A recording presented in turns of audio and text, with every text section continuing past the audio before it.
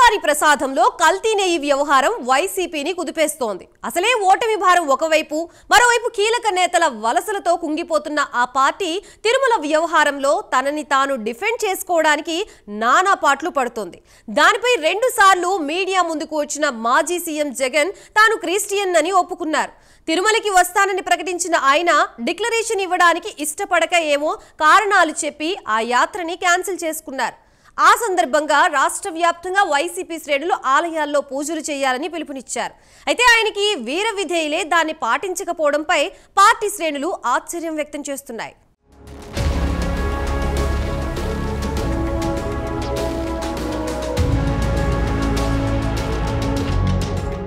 తిరుమల లడ్డూ కల్తీ వివాదం వ్యవహారం ముదురుతూ వైసీపీ అందరికీ టార్గెట్ అవుతోంది. దాంతో మాజీ ముఖ్యమంత్రి జగన్ డ్యామేజ్ కంట్రోల్ చర్యలు మొదలుపెట్టాలని చూశారు. తిరుమల స్వామివారి దర్శనానికి వస్తున్నట్లు ప్రకటించారు.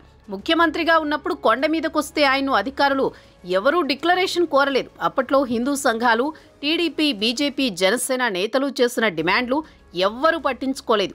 బ్రహ్మోత్సవాలకు జగన్ వచ్చిన సమయంలో దానిపై పెద్ద ఎత్తున చర్చ జరిగినా నాటి చైర్మన్తో పాటు పలువురు మాజీ మంత్రులు విపక్షాలపై తీవ్ర విమర్శలు చేశారు.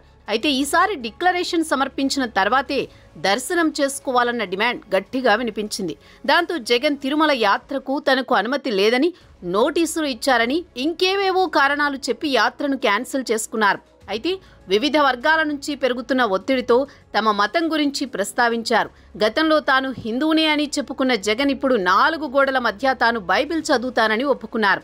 అయితే డిక్లరేషన్ ఇవ్వడానికి ఇష్టపడని జగన్ తిరుమల పర్యటనను రద్దు చేసుకున్నారు. ఆ క్రమంలో ఈ నెల 28న రాష్ట్ర వ్యాప్తంగా ఆలయాల్లో పూజలు నిర్వహించాలని, ఆ పూజల్లో వైసీపీ నేతలంతా పాల్గొనాలని జగన్ పిలుపునిచ్చారు. తిరుమల పవిత్రతకు చంద్రబాబు భంగం కలిగించారని, అందుకే పాప ప్రక్షాళన పేరుతో ఆలయాల్లో ప్రత్యేక పూజలు చేస్తామన్నారు వైసీపీ నేతలు.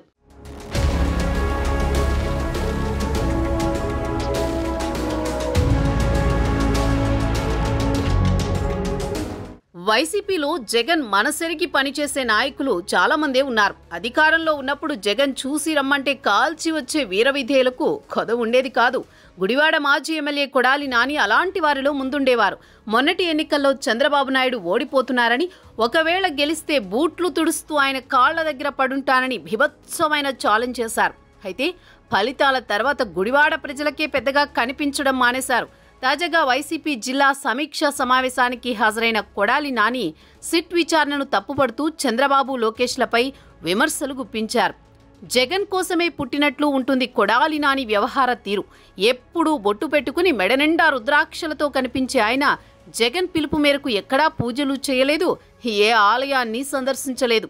ఇక మరో ముఖ్య నేత గన్నవరం మాజీ ఎమ్మెల్యే వల్లభనేని వంశీ. టీడీపీ నుంచి గన్నవరం ఎమ్మెల్యేగా 2 సార్లు గెలిచిన వంశీ రెండోసారి గెలవగానే కొడాలి నాని వెంట వెళ్లి జగన్ సమక్షంలో ఆ పార్టీ కండువా కప్పుకున్నారు. ఇక అప్పటి నుంచి టీడీపీ అధినేతని టార్గెట్ చేస్తూ జగన్ పట్ల విధేయత చాటుకుంటూ వచ్చారు. గెలిచాక ఎవరికీ కనిపించకుండా పోయిన వంశీ కూడా తాజాగా కొడాలి నానితో కలిసి వైసీపీ ఆఫీసులో కనిపించారు.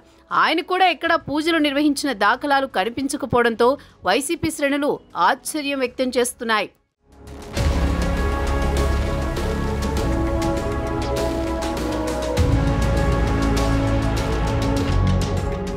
తిరుమల వెంకటేశ్వరుడిపై విశ్వాసం ఉందని డిక్లరేషన్ ఇవ్వడానికి ఇష్టం లేక జగన్ ఏకంగా తన తిరుమల యాత్రని రద్దు చేసుకున్నారు.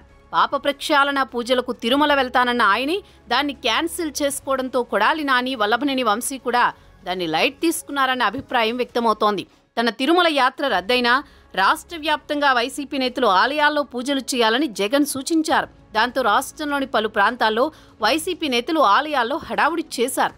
అయితే జగన్ ఆదేశాలను కొడాలి నాని, వల్లభనేని వంశీ కనీసం పట్టించుకోలేదు. జగన్ అధికారంలో ఉన్న సమయంలో ఆయన మెప్పు కోసం బూతులు, దాడులు, దౌర్జన్యాలతో రెచ్చిపోయిన ఇద్దరు ఎన్నికలలో పార్టీ ఓటమి తర్వాత పూర్తిగా మౌనం వహించారు.